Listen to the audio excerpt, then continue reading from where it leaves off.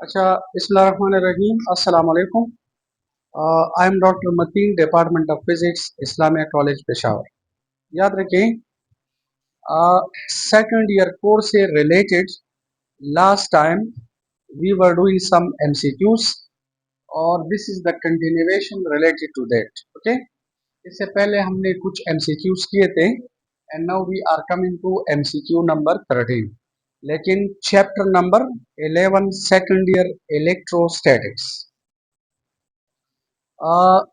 MCQ number 13 है कि the Coulomb's force between two charges in air is 2 newton. The Coulomb force between these charges in an insulating यानी dielectric medium having relative permittivity 3.8 will be।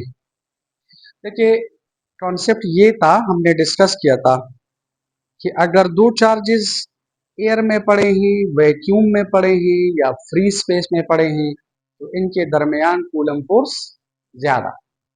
आप इन दोनों charges के दरमियान में dielectric रखें तो कूलम फोर्स कम हो जाता है and this property of the dielectric is known as permittivity. Is it? तो हमें गिवन है कि एप्सिलॉन आर है 3.8, दिस इज अ नंबर। तो देखें, हमें पता है कि हमारे पास एप्सिलॉन आर बराबर है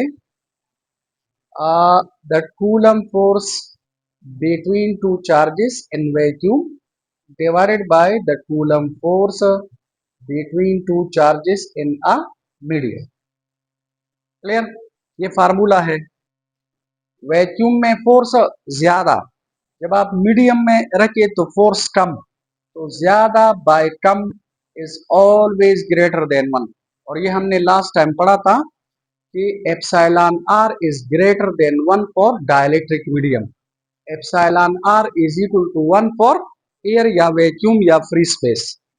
हमने कैलकुलेट क्या करना है? हमने कैलकुलेट करना है एफ मीडियम। तो एफ मीडियम बराबर होगा F vacuum divided by epsilon r. अब इसमें वैल्यूज पुट करें। एयर में या वैक्यूम में जो फोर्स है वो है 2 Newton divided by this is 3.8। आप लोग देखिए, कॉमन सेंस की बात है कि अगर आप इसे इस तरह लेके इस पॉइंट के लिए ऊपर 0 लेके तो 20 डिवाइड बाय 38। आप मुझे ये बताए 20/38 1 से कम होगा कि ज्यादा होगा? कम होगा। तो देखिए, common sense, no need of calculation, no need of calculator वगैरह वगैरह, कॉमन सेंस है। 20/38 इज लेस देन 1। तो लेस देन 1 का मतलब है, देखिए ये तो ज्यादा है, बल्कि ये 2 से भी ज्यादा है। देखिए ये भी 1 से ज्यादा है, ये भी 1 से ज्यादा है। अब देखिए ये 1 से कम है। अब इसे कैलकुलेट ना करो, डोंट यूज ठीक है, कैलकुलेशन आप ना करें। कैलकुलेटर तो वैसे भी अलाउड नहीं है, लेकिन आप कैलकुलेशन ना करें, बस ये वाला ऑप्शन सही है। ठीक है, अगर दो चार्जेस वैक्यूम में पड़े हैं तो फोर्स 2 न्यूटन है। आप इनके दरमियान में डायलेक्ट्रिक रखें तो कूलम फोर्स रिड्यूसेस। तो आप देखिए ये वाला इस 2 न्यूटन से कम है। बाकी आप देखिए ये भी ज्यादा है, ये भी ज्यादा है, और ये तो है 2 न्यूटन। तो 2 न्यूटन का मतलब है कि फिर तो डायलेक्ट्रिक का कोई असर नहीं है। तो ये भी गलत है, ये भी गलत है, ये भी गलत है। सही ऑप्शन है ऑप्शन डी। ठीक है, MCQ number 14। Three charges, each of magnitude q, are placed at the vertices of an equilateral triangle. If the force between any two charges is F, then the net force on the triangle will be। देखें, equilateral triangle उस triangle को कहते हैं जिनके तीनों sides और तीनों angles आपस में बराबर हो, यानी एंगल 60-60 हो और साइड्स भी बराबर हो। मसलन एक साइड अगर 10 सेंटीमीटर है तो दूसरी भी 10, तीसरी भी 10। तो ये हमारे पास एक इक्विलेटरल ट्राइंगल है। इधर देखो, this is an equilateral triangle. ये एंगल, ये एंगल, ये एंगल बराबर है और ये तीनों साइड्स भी बराबर है। और इधर साफ साफ लिखा है कि दिस इज कॉल्ड वर्टेक्स। इस कार्नर को वर्टेक्स कहते हैं, तो तीनों को वर्टिसीज कहते हैं।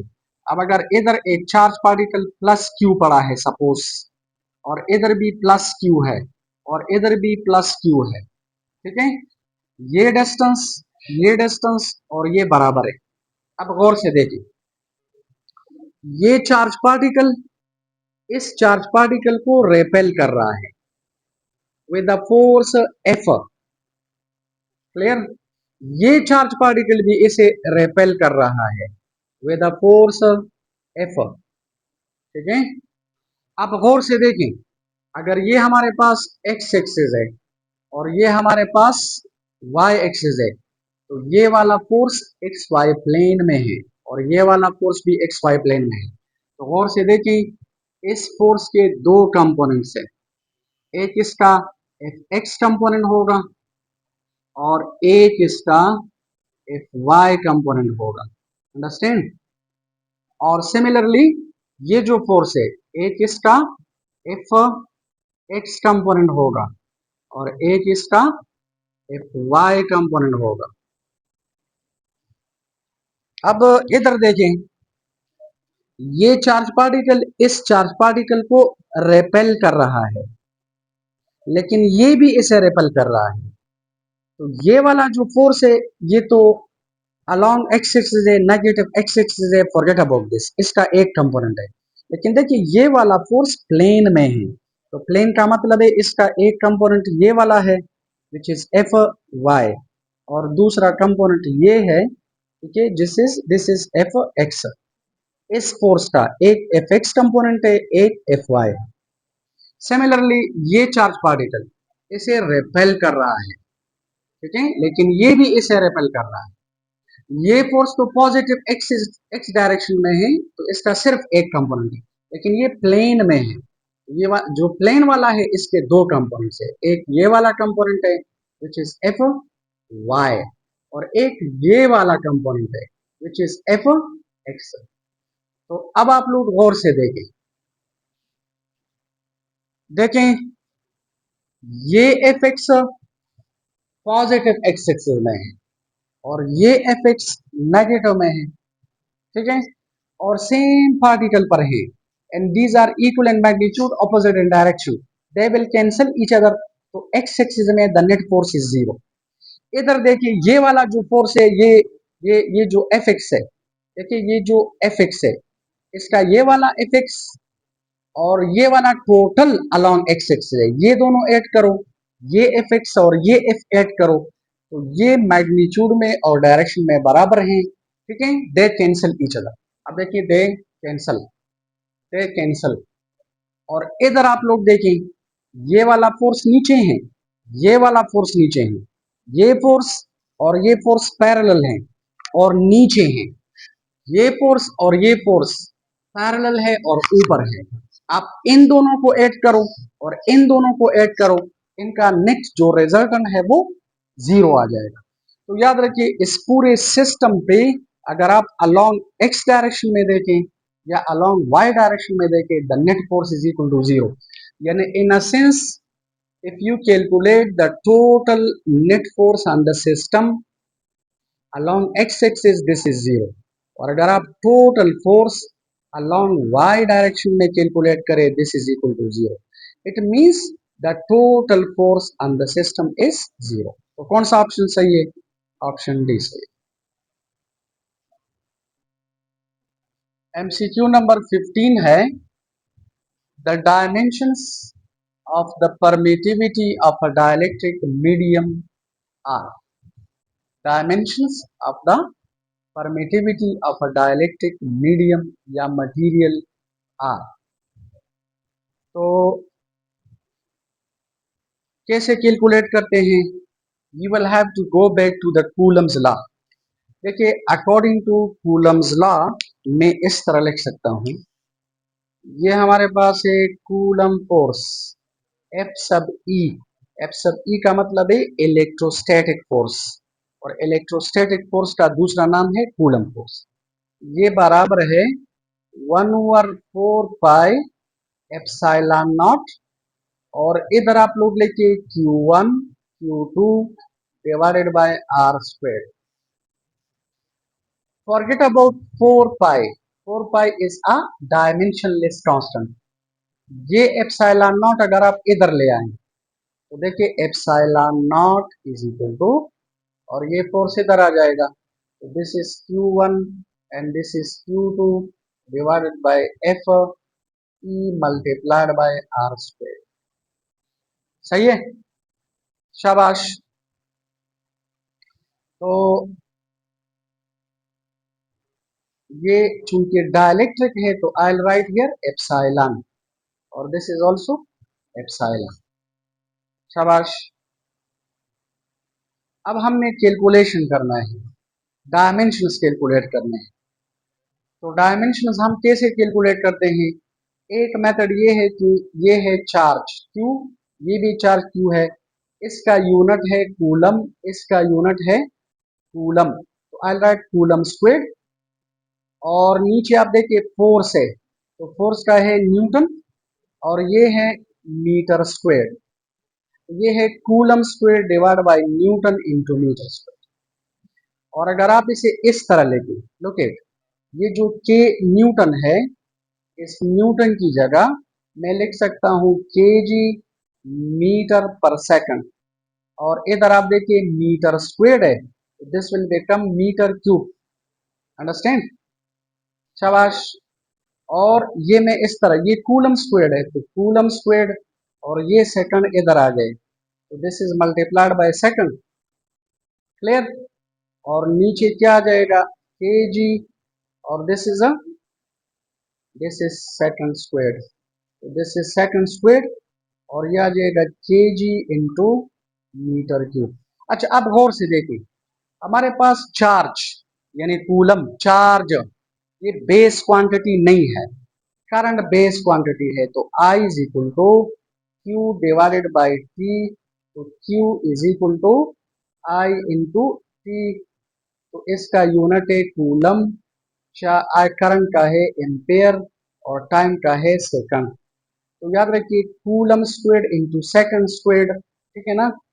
इसकी जगह मैं लिख सकता हूँ ये आ, जी एम्पेयर इंटू, देखिए कूलम बराबर है ampere into second, ampere into second. देखिए कूलम बराबर है एम्पेयर इंटू सेकंड, तो कूलम स्क्वायर्ड बराबर है ampere squared into second squared.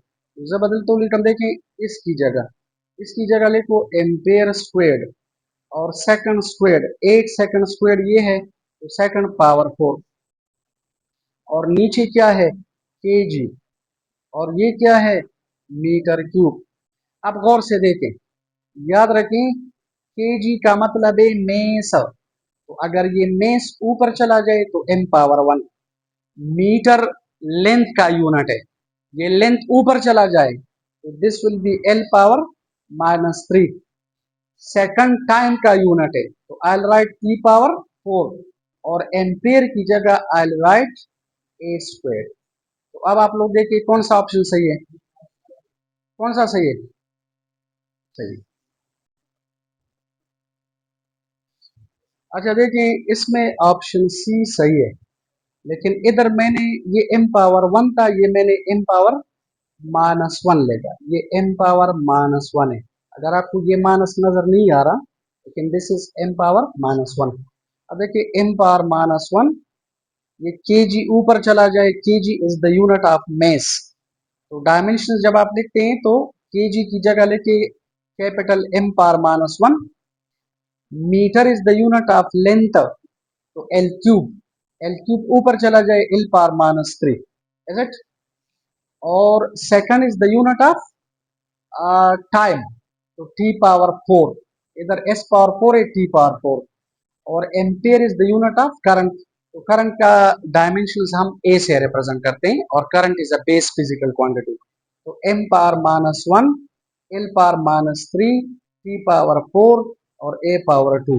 इस ऑप्शन सी में इधर नेगेटिव नहीं था, ये नेगेटिव मैंने लगा लिया, तो ऑप्शन सी सही है.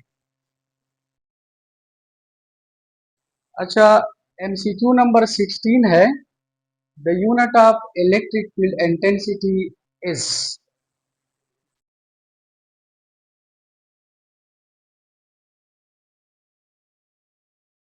Force per unit charge. तो देखिए,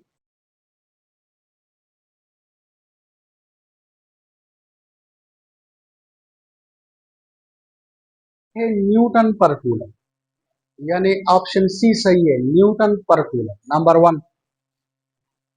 लेकिन याद रखें, इलेक्ट्रिक फील्ड इंटेंसिटी हम इस तरह भी लिख सकते हैं, is equal two volt divide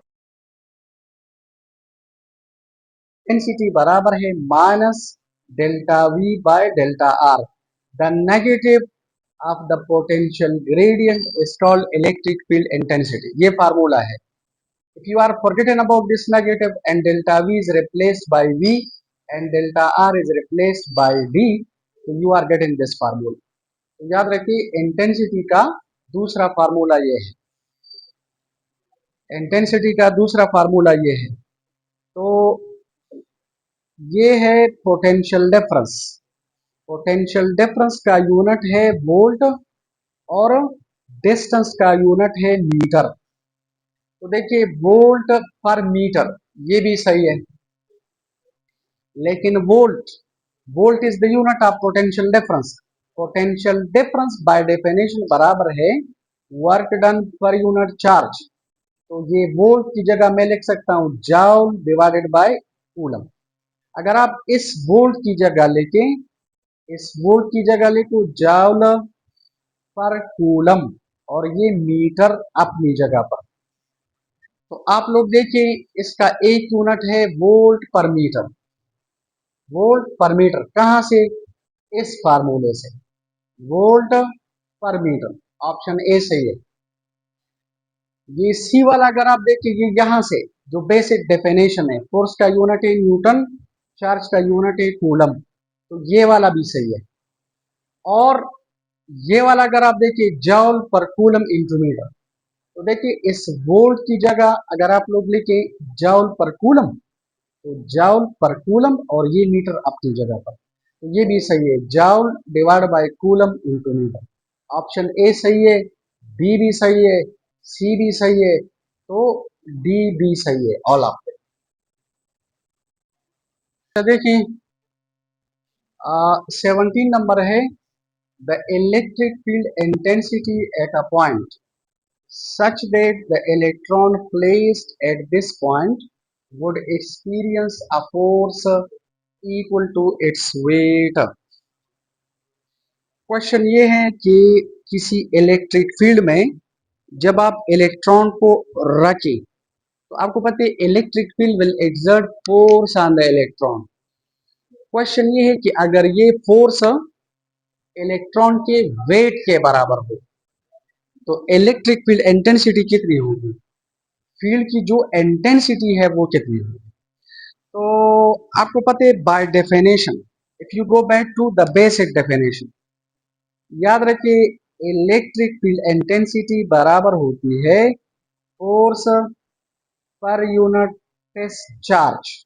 this is definition of electric field intensity. Force कितना है? फोर्स वेट के बराबर है। क्वेश्चन ये है कि अगर आप किसी इलेक्ट्रिक फील्ड में इलेक्ट्रॉन रखें और इस इलेक्ट्रॉन पर फोर्स इलेक्ट्रॉन के वेट के बराबर हो, तो एफ ई की जगह मैंने एम जी लेता, और आपको पता है इलेक्ट्रॉन पर जो चार्ज है it is represented by E. तो सही ऑप्शन है एम जी बाई ई। देखिए, this is M G by E. What is M G? Weight. What is weight? Force. What is force per unit charge? Electric field intensity. Is it? तो option B सही है। MCQ number 18 है, the acceleration of proton in a given electric field is। The acceleration of proton in a given electric field is 1840 times that of electron in the same field, 10 multiplied by 18 40 times that of electron in the electric field. 1 over 18 40 times that of electron in the electric field. और फिर लेता है 10 divide by 18 40 times that of electron in the electric field. आप मुझे ये बताएं electron का mess ज्यादा है या प्रोटॉन का? तो अब इमेजिन करो अगर सेम इलेक्ट्रिक फील्ड में आप प्रोटॉन भी रखें और इलेक्ट्रॉन भी रखें तो एक्सेलरेशन किसका ज्यादा होगा? किसका? इलेक्ट्रॉन का, क्योंकि इलेक्ट्रॉन का मेस कम है और प्रोटॉन का मेस ज्यादा है। तो प्रोटॉन में एक्सेलरेशन कम, इलेक्ट्रॉन में एक्सेलरेशन ज्यादा। अब प्रोटॉन का जो मेस है वो इलेक्ट्रॉन के मेस से 1840 टाइम्स यानी 1840 टाइम्स ज्यादा है। प्रोटॉन का मेस इलेक्ट्रॉन के मेस से 1840 टाइम्स ज्यादा है, तो एक्सेलरेशन 1840 टाइम्स कम होगा। अंडरस्टैंड? प्रोटॉन का जो एक्सेलरेशन है वो इलेक्ट्रॉन के एक्सेलरेशन से क्या होगा? 1 over 1840 times that of the electron in the same electric field. Option number C सही है। लेकिन किस तरह? तो इसका जो सॉल्यूशन है ये मैंने अगले स्लाइड पे किया हुआ है, इधर देखो, इधर देखो, देखो according to F is equal to ma, according to second law force बराबर है mass of proton multiplied by acceleration of proton. हम किस चीज में इंटरेस्टेड है? एक्सेलरेशन ऑफ प्रोटॉन में, which is F divide by mess of proton.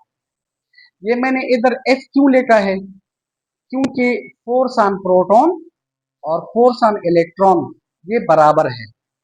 Electron पर जितना फोर्स है प्रोटॉन पर जितना फोर्स है ये बराबर है। क्यों बराबर है? क्योंकि जितना चार्ज इलेक्ट्रॉन पर है उतना चार्ज प्रोटॉन पर है। तो इलेक्ट्रिक फील्ड दोनों को सेम फोर्स से मूव करेगी। Same force, electric field will apply the same force on both of them. लेकिन प्रॉब्लम ये है कि इलेक्ट्रॉन का मेस कम है तो वो तेज मूव करेगा और प्रोटॉन का मेस ज्यादा है तो वो स्लो। फोर्स सेम होगा, इसी वजह से इधर मैंने F लिखा है। F sub P is equal to F sub E this is equal to F।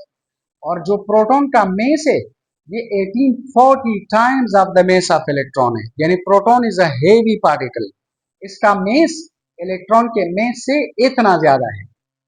ये वैल्यूज अगर आप इक्वेशन नंबर 1 में पुट करें तो acceleration of proton is equal to F अपनी जगह पर mp की जगह लिखो ये, तो ये मैंने सेपरेट लिखा और this is F divide by me। What is F divided by me? This is AE, acceleration of the electron. इसकी जगह लिखो एक्सेलरेशन ऑफ इलेक्ट्रॉन और ये अपनी जगह पर। तो इसका मतलब है कि प्रोटॉन में जो एक्सेलरेशन है वो इलेक्ट्रॉन के एक्सेलरेशन से 1840 टाइम्स कम है, क्योंकि प्रोटॉन का मेस इलेक्ट्रॉन के मेस से 1840 टाइम्स ज्यादा है। तो मेस जितना ज्यादा एक्सेलरेशन कम, मेस जितना कम एक्सेलरेशन ज्यादा। यानी सेम इलेक्ट्रिक फील्ड में इलेक्ट्रॉन ज्यादा एक्सेलरेट हो जाएगा और प्रोटॉन कम एक्सेलरेट हो जाएगा।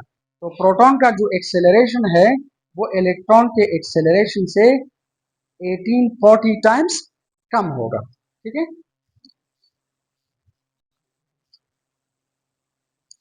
अच्छा देखो लिखा है कि इफ 300, MCQ नंबर 19 है, if 300 electric field lines per centimeter square are entering a closed surface and 100 of which are emerging out of it, the net flux through the surface is।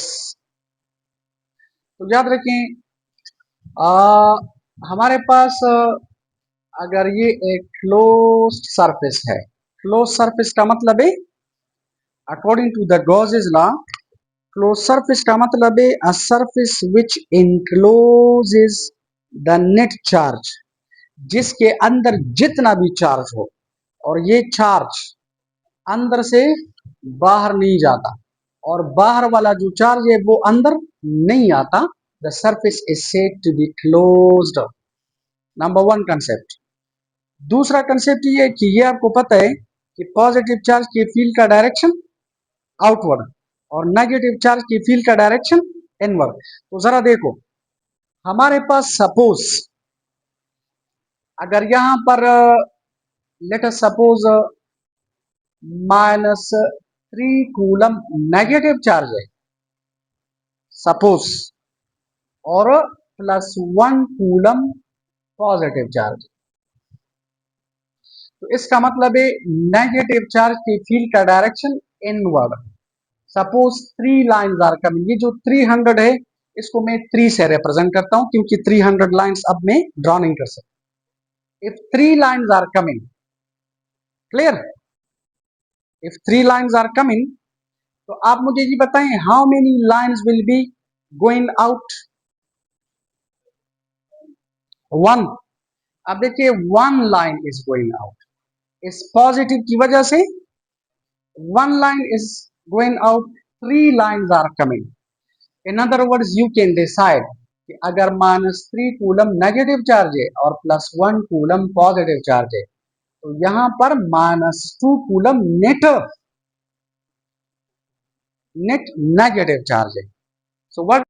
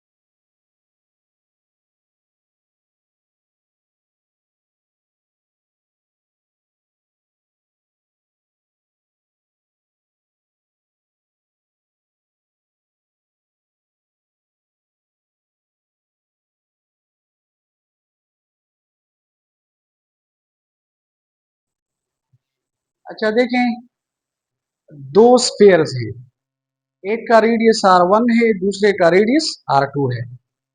तो potential बराबर होता है v1 is equal to के means coulomb constant q1 by r1, और v2 बराबर होगा k q2 by r2।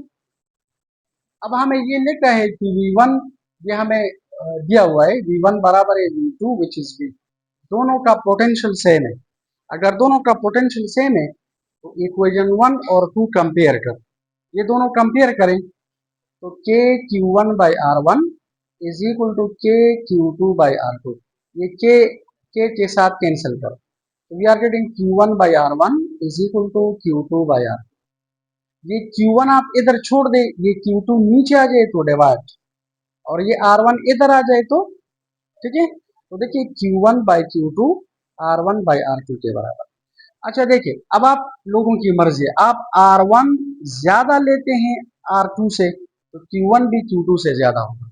अगर आप R1 R2 से कम ले ले तो Q1 भी Q2 से कम होगा। तो इनके दरमियान जो रेशो होता है वो ये रेशो। अब जब आप ये बार बार पढ़ेंगे तो इस कैलकुलेशन की पेपर में जरूरत नहीं है। सिंपल कॉन्सेप्ट ये है कि जिस स्फीयर का रेडियस ज्यादा होगा वो सरफेस पर ज्यादा चार्जेस को एकोमोडेट करेगा, और जिसका रेडियस कम तो कम। इसका मतलब है कि चार्ज का रेडियस के साथ डायरेक्ट रिलेशन है। तो बस Q1 by Q2 is equal to R1 by R। Understand? अच्छा ओके, MCQ नंबर 21 है, two parallel plates capacitors, sorry two parallel plates are separated by 2 centimetre. 2 centimetre means हमें distance given है, दोनों plates के दरमियान जो सेपरेशन है, जो डिस्टेंस है d, वो हमें गिवन है। If the potential difference between them is 20 volt then the electric field intensity s। हमें दो इंफॉर्मेशन गिवन है, एक हमें प्लेट्स के दरमियान डिस्टेंस गिवन है विच इज 2 सेंटीमीटर। आप इसको अगर मीटर में चेंज करें तो 100 से डिवाइड करो तो 0.02 मीटर, और जो पोटेंशियल डिफरेंस है ये हमें गिवन है 20 वोल्ट। तो अभी हमने पढ़ा कि इंटेंसिटी हम बराबर है potential difference divided by D. इसमें वैल्यूज पुट करो, पोटेंशियल डिफरेंस कितना है 20 volt, clear? Potential difference is 20 volt, और जो डिस्टेंस है वो हमारे पास है 0.02, तो ये मैं लिख सकता हूँ 200, ठीक है, जीरो, और इसके लिए दो जीरो लेके लाइक दिस, और डिवाइडेड बाय 2। आप 20,000 को 2 से डिवाइड करो तो इससे आ जाएगा 10,000। क्या आ जाता है? आ, ये,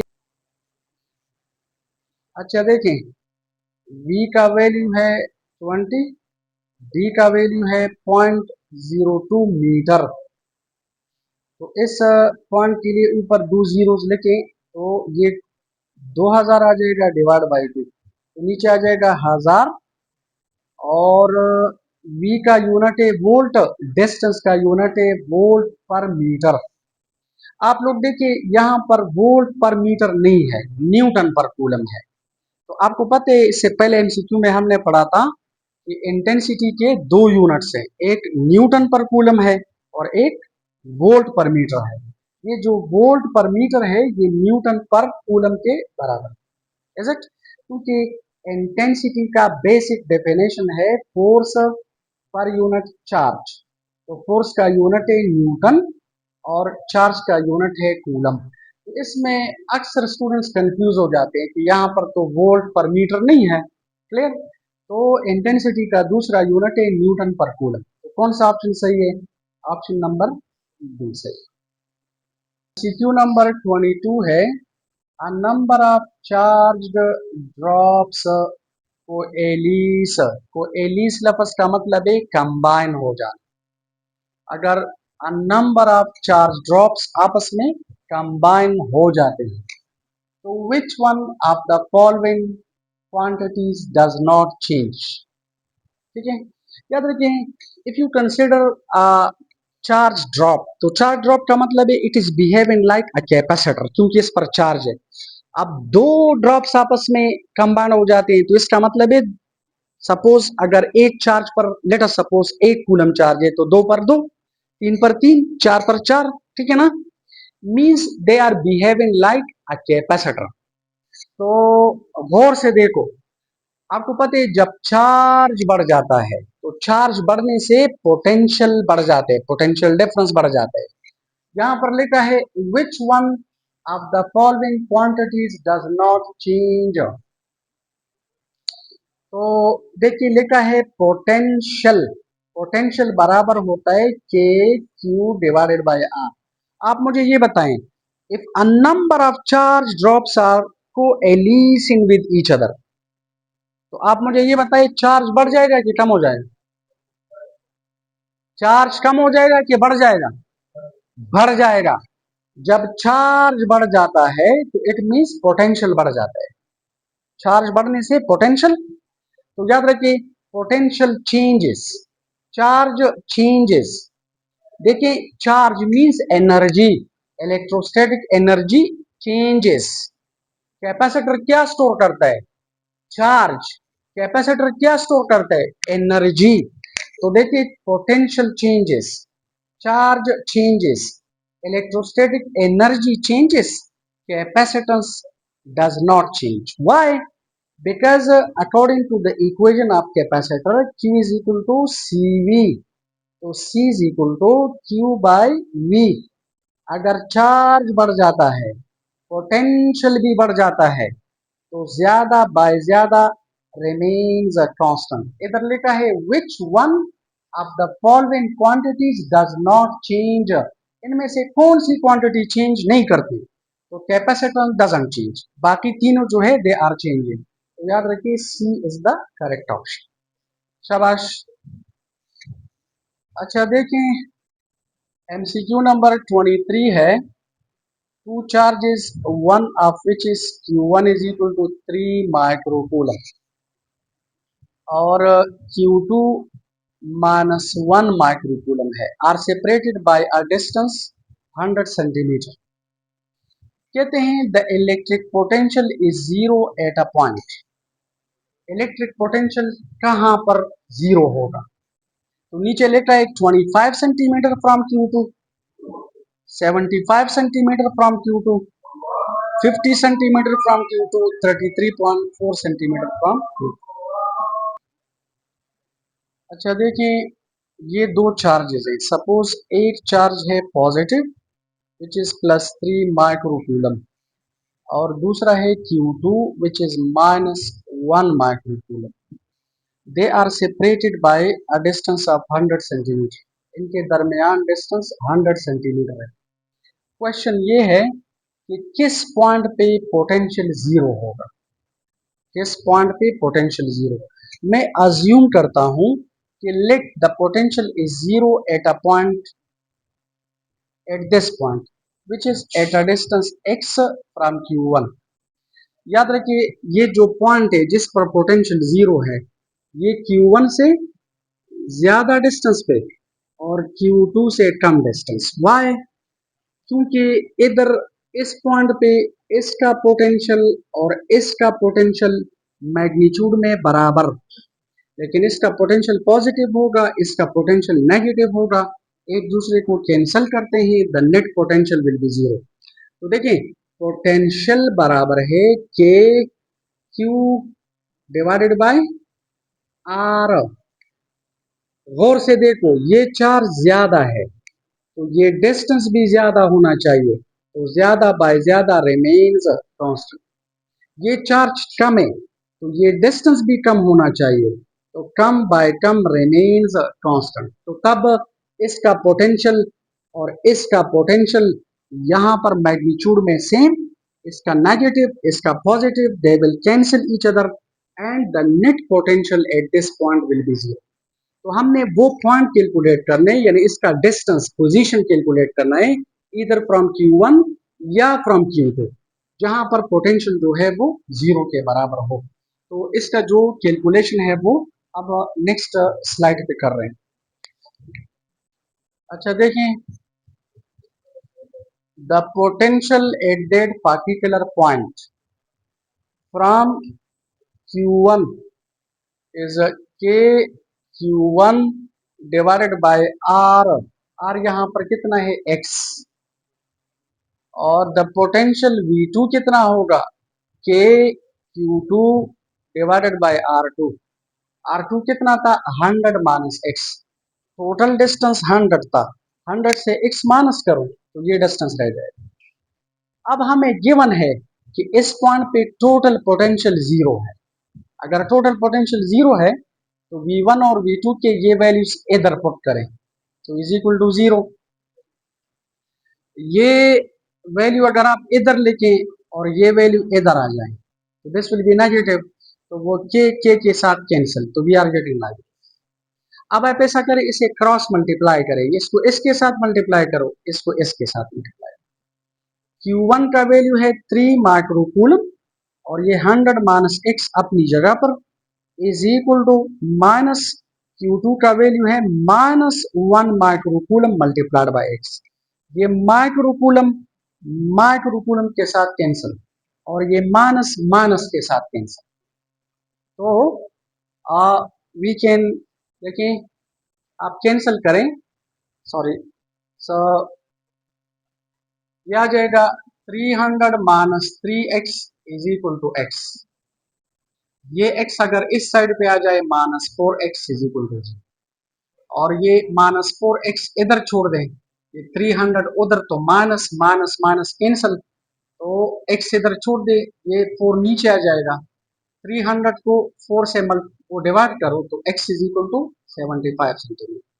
अब आप मुझे ये बताएं, ये x हमने किस चार्ज से लिया था, Q1 से, तो इसका मतलब है ये जो पॉइंट है जहां पर पोटेंशियल जीरो होना चाहिए, ये Q1 से कितने फासले पर होना चाहिए, 75 सेंटीमीटर।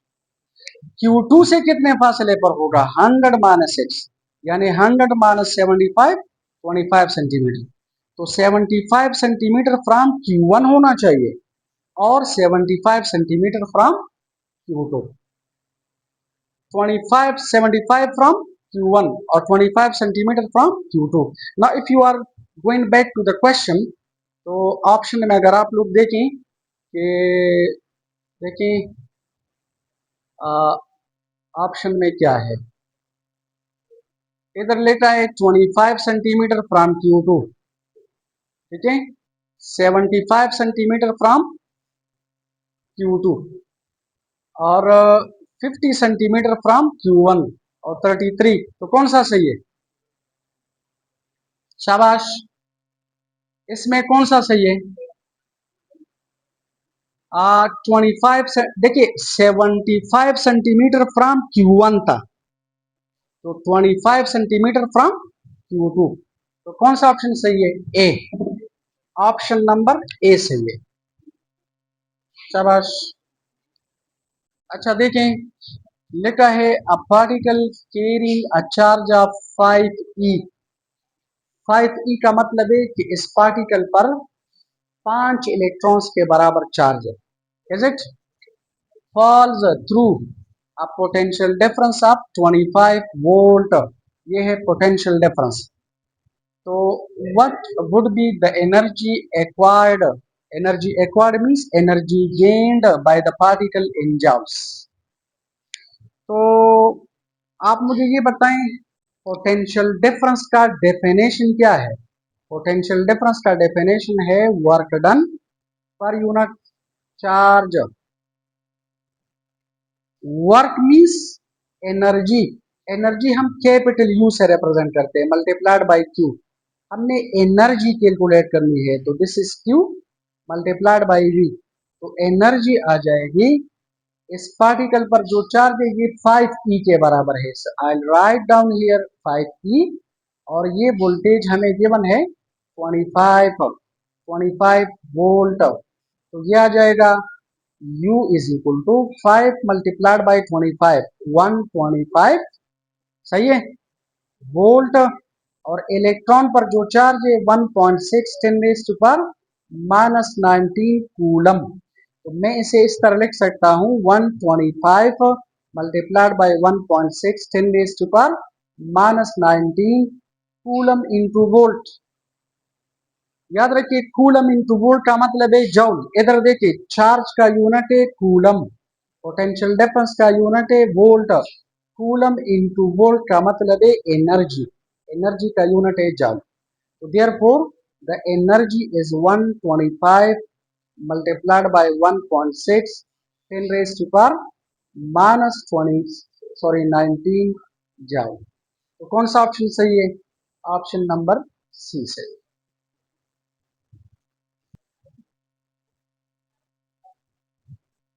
अच्छा देखें एमसीक्यू नंबर 25 है द मेन फंक्शन यानी purpose of a capacitor is to.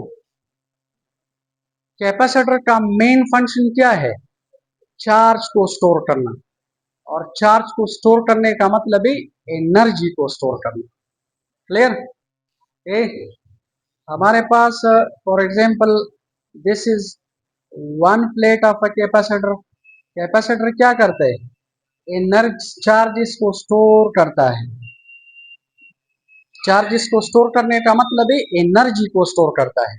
Look at, ये जो नेगेटिव चार्जेस है ना, ये इन पॉजिटिव चार्जेस के फील्ड में है। अगर ये चार्जेस इन चार्जेस के फील्ड में है तो दे पोजेस पोटेंशियल एनर्जी, और ये चार्जेस इन चार्जेस के फील्ड में है तो दे पोजेस पोटेंशियल एनर्जी। तो कैपेसिटर क्या स्टोर करता है? एनर्जी। अब आप देखिए लिखा है ऑप्शन ए में block the flow of current, block the flow of current. Capacitor flow of current को ब्लॉक करता है इन केस ऑफ डीसी, लेकिन एसी में ना। तो इसका मतलब है ये सही ऑप्शन नहीं है। Help the flow of current तो ना। Dissipate electrical energy into heat energy. Capacitor का फंक्शन इलेक्ट्रिकल एनर्जी को हीट एनर्जी में कन्वर्ट करना नहीं है, इस मकसद के लिए हम यूज नहीं करते। तो store the energy. The main function of the capacitor is to store charges, यानी स्टोर चार्जेस का मतलब है स्टोर एनर्जी। तो याद रखिए कैपेसिटर एनर्जी को स्टोर करता है, ऑप्शन डी सही। MCQ number 26 in series combination of capacitors.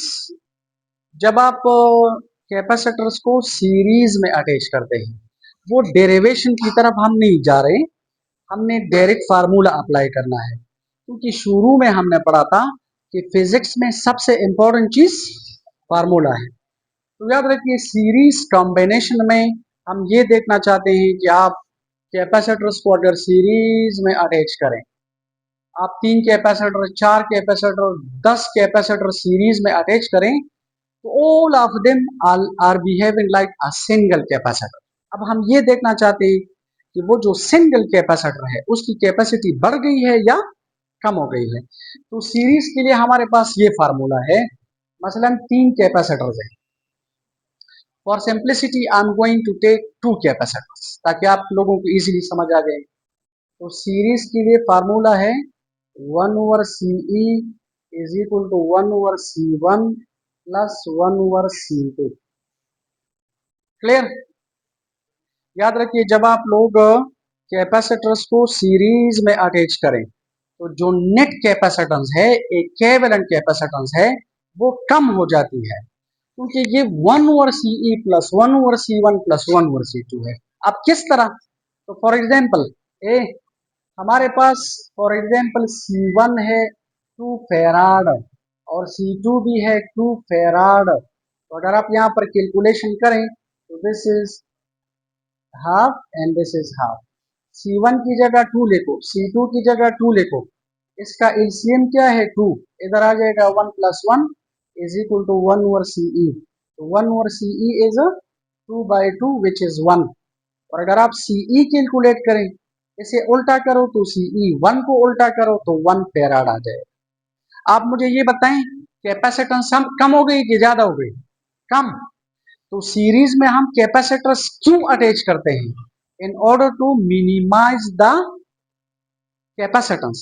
अब मसलन देखें एक इंजीनियर, एक इलेक्ट्रॉनिक इंजीनियर है, वो किसी टेलीविजन के सर्किट को डिजाइन कर रहे हैं, मोबाइल सर्किट को डिजाइन करता है, रेडिव सर्किट को डिजाइन कर रहा है और उसे 1 माइक्रोफेराड कैपेसिटर चाहिए, उसके पास 1 माइक्रोफेराड कैपेसिटर सपोज नहीं है, उसके पास 2 कैपेसिटर्स हैं, टू सॉरी फेराड के।